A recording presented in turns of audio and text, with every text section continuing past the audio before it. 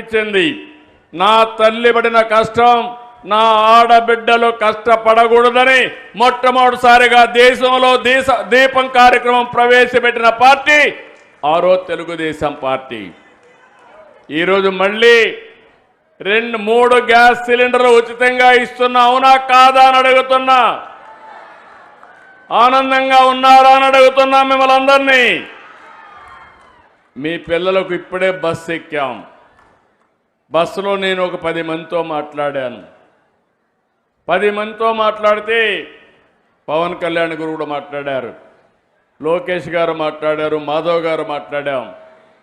అందరూ ఒకటే ఆనందంగా ఉన్నారు. ఈరోజు మాకు 1500 నుంచి 2000 రూపాయలు నెలకు భారం తగ్గుతా ఉంది, ఖర్చు తగ్గుతా ఉందని ఆడబిడ్డలు ఆనందపడే పరిస్థితికి వచ్చారు.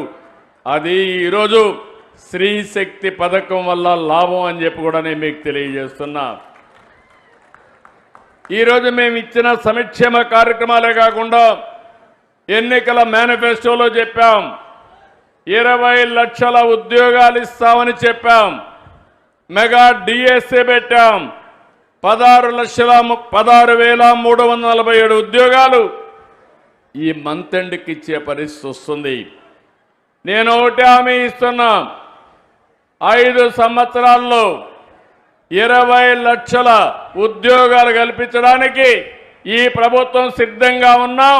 తప్పకుండా చేస్తామని మరొకసారి మీ అందరికీ హామీ ఇస్తున్నా. ఇప్పటికీ మిమ్మల్ని అందరినీ వేధిస్తున్నటువంటి ల్యాండ్ టైటిలింగ్ యాక్ట్ కూడా రద్దు చేశాం. అన్నా క్యాంటీన్లు పెట్టాం. మీరు ఎవరైనా ఇక్కడికి వస్తే పని చేసుకుని అన్నా క్యాంటీన్లో భోంచేసి బస్సు ఎక్కి 1 పైసా ఖర్చు లేకుండా సురక్షితంగా ఇంటికి వెళ్ళే ఏర్పాటు చేశాం.